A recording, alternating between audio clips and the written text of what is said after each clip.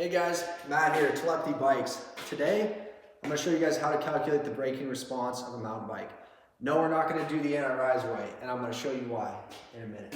So first, we got to start from the, what did I do with my black pen?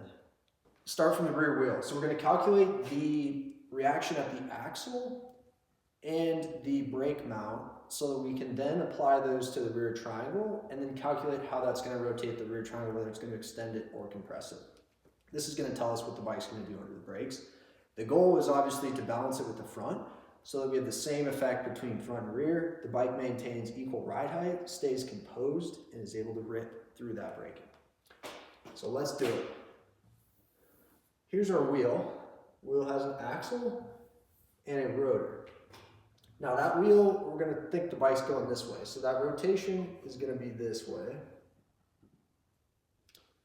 Our brake rotor is going to have a brake caliper that's going to apply a force that's going to oppose that rotation here. That's going to be at some angle theta to the horizontal. The theta is not actually going to matter. We're going to put it in to represent reality, but if you change it, it'll cancel, you'll see.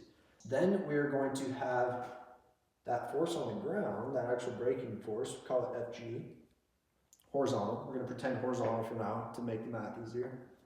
And we're going to have a reaction at the axle, which is what we actually want to calculate. Say Fax, Fay. So the first thing we're going to do is we're going to do a torque balance about the axle. The only torques acting on the axle are from the brake rotor and the ground. Let's balance those torques about the axle. We're going to say, should label that FB.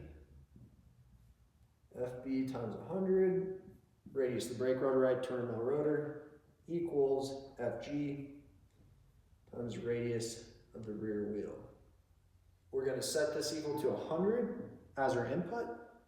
So now this is our input, we're able to calculate that. After we do that, all we have to do is first sum our vertical forces, because there's only two of them, one's known.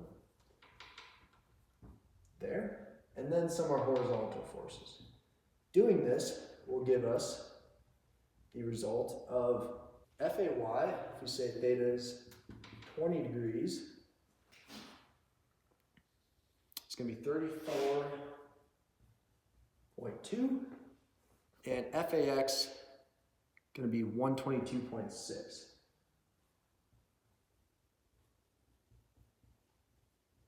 I'm just going to make sure I didn't just rotate that camera. We're good. Okay. These are what we're going to use. We're going to copy and paste these to the next page. Now let's look at the response on the rear triangle, which is actually going to tell us what the suspension is going to do under braking. So, rear triangle, brake rotor. We're going to have our, now they're opposite. Fay, Fax, FB. Why are they opposite? And we're still done. Same theta. Because the wheel is trying to slow down, right? It's pulling backward on the frame, but the frame's trying to keep going forward, so it's pulling forward on the wheel. And we're going to throw in our instant center. So far what we've calculated were the Fax from the last page and the Fay. We did that with our moment and force balances. That's, classic statics. If you take an engineering class, this is how the world around you is designed. If you haven't, don't worry, we're going to make it simple for you. So for the 20-degree brake mount, Fax was 122.6 based on our normalized brake force of 100, so you can think about it in percent, and Fay 34.2. And FB was 100. Okay.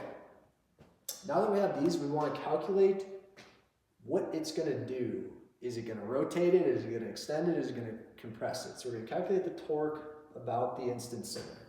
We're going to do that with, we call it a moment balance. Moment's a fancy word for torque. We're going to define that as our positive direction. So the moment balance, we're going to have several components. I'm going to write it here. First, we're going to have the horizontal component of the braking force. So FB cosine theta times the vertical distance to the instant center. which is going to be y IC to A, which is the vertical distance between instant center and axle. But then we're going to have to add the modification for where that brake rotor, that brake caliper actually is. So we're going to minus, because it's getting closer, right? Minus 100 brake radius times the cosine of theta. That's the horizontal component. Now let's do the vertical. It's going to be a minus, because it's opposite to our definition there, minus FB sine theta times, that's the vertical force, now we want the horizontal distance, that horizontal distance, x IC to A plus, because we're getting further back, 100 times the sine theta. Okay, there's our two components from our brake force. Now, and we're splitting it into components because to calculate a torque, you need a force and then the perpendicular distance between that force line of action and the point you're calculating about. Of course, you want to calculate about the rotation point. The rotation point of a multi-link suspension system is the instant center, of course. And the instant center is just the intersection of the two links on the forebar, if you're wondering. Now we have to calculate the contributions from the axial forces. So now we're going to minus the FAX. FA is going this way, so it's minus FAX, horizontal contribution times the vertical distance, IC, Y, excuse me, this is Y, IC to A. Now we do the vertical is going in the same direction, so it is plus FAY times X ICA. That is our equation to calculate how it's going to, what it's going to do to the instant center. Now, of course, in reality, there's going to be pivot reactions, and the system is going to rotate until those pivot reactions become equal with the perturbation of the system here from the braking, and then it's going to reach equilibrium, it's going to stop accelerating. We're going to jump to that, and or rather, we're just going to ask which way is it going to rotate to reach that system. This number is going to tell us based on the sign. If it's positive, we're saying it's going to extend the suspension. If it's negative, we're saying it's going to compress the suspension, and it will also answer the question, to what degree. So we have these numbers. I'm going to put in the IC coordinates of the telepathy. If you want to calculate this for your bike, your vertical axle path or whatever, you can put in coordinates for your instant center. You can even plot it if you want to do it over, an array of values, let's say. So if we do that, I already did the math. We're going to get a number. This number is negative 16.5 thousand. That is the rear triangle response. So we're going to keep this number. That's a big result. This is saying when you pull the brake, we're just thinking about the rear triangle right now. When you pull the brake, the rear suspension is going to want to compress. That's what a high anti-rise number means, right? So it makes sense. Okay, the telepathy, any high pivot is going to have a high anti-rise. Any high pivot is going to have a negative moment here, which means it's going to compress as you pull the brake. Okay, that's the standard tail, right? Question is, what other components are we missing? We need to think about what the rider is going to do. The bike's decelerating, right? We applied a brake force. The rider is going to have to also counteract, they're also going to have to apply a force to decelerate themselves. That force is going to be applied to the bike. What effect is that force going to have? Let's look at the front triangle to answer that. Okay, now here's our front triangle. Now that we got the front triangle, the rider's somewhere up here. The bike's trying to decelerate, so the rider's going forward. The rider has to push back on the bike. They're going to push on the handlebars, right? Actually, let me draw that in red so we got some contrast here. The rider's going to push on the handlebars. The cranks, you might think they'd be able to push But if we're considering it like everything's just horizontal, you know, this is going to have to be a horizontal force because we're talking about horizontal acceleration we're resisting. They're not really going to be able to get much force. You're not going to be able to get much force. There'll be a little bit of friction, but you're not going to be able to get much force here. So most of the force is going to go up here. So we're going to go force, call it rider weight shift, is going to have to apply there. And this is the force you're going to apply to keep your body decelerating with the bike.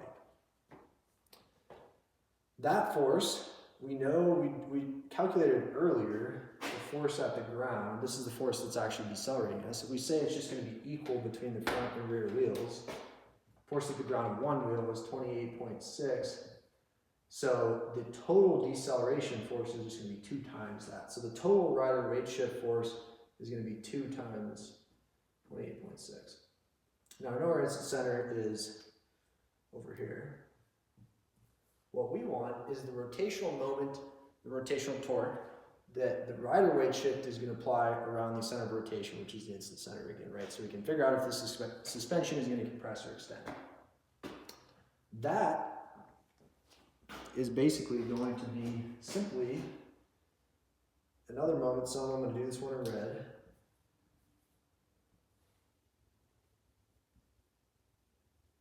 Equals that force times the stack minus the y coordinate of the instant center.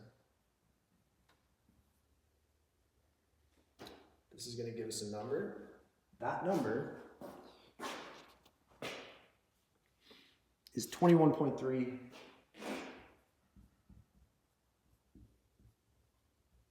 thousand. Now we've calculated the 2 components to the braking response. We've calculated what the brake actually does at the back wheel, and we've calculated what the rider weight shift does at the front triangle. So when we're designing a bike, we want the bike to remain stable under the brakes, right? When you hit the brakes, you don't want it to pitch forward. That might throw you over the bars, or at best, you know, just mess up your body position. You want the bike to stay composed. The way to do that is to compress the front and rear by equal amounts. So we don't actually want the suspension to rotate at all. If we don't want it to rotate, then we want the compression moment induced by the brake to equal the extension moment induced by the rider weight shift. This is pretty close. We got 21 versus 16. Why didn't I make them the same? And the answer to that is simple, because in reality, not all your weight is going to be on the handlebars. You are going to have some on the pedals, right? Because you can shift your pedals to go up a little bit. So then you have a little bit of normal force to apply. Plus, you're even going to have that frictional force here. So there's going to be a little bit of weight through the feet. How much, we don't know. I don't know. If you've done any data acquisition, you have access to this data, let me know. I'd love to see it. But we don't know how much is going to split between the hand and feet. All we know is most of it is going to be on the handlebars. So we know this number is really a high estimate. In reality, it's going to be a little bit lower. So we do want this number to be a little bit higher. So now you see why I chose that number. Okay, so what were the inputs to this analysis? First, we considered the rear wheel. There were no suspension inputs to that. Then we considered the rotational effects on the suspension. That introduced the instant center coordinate as a parameter. The only bike-specific or suspension-specific input is the instant center location. Stack height's also going to affect it. But the only suspension one is instant center. So this braking response is determined by the instant center. The instant center is the chief factor producing the response on the suspension. So if we have a response that's controlled by axle path, right, because instant center dictates the axle path on the front, we have a certain response dictated by that axle path, and we want to make an equal response at the rear. We're going to want to use the same axle path. It's the same thesis at the end of the day. We want to do the same thing in the front as the rear. We're going to use the same axle path. This is not complicated. Of course, the details are complicated. At the end of the day, it's simple. These numbers are close enough, plus this one is higher. It's too high of an estimate. In reality, it'd be lower. This is a balanced braking response. This is the best way to do it. Anti-rise is not telling you this whole story that going through the actual statics of it will, nor that just doing the simple thought exercise of, I have a front axle path that's at a certain angle. If I do the rear axle path, I'm going to get the same braking response. Again, because the axle path is controlling the response. We just proved that by showing you the math with the instant center location. Telepathy is going to be good on the bikes, just like it's good in the corners, just like it's good in the rough.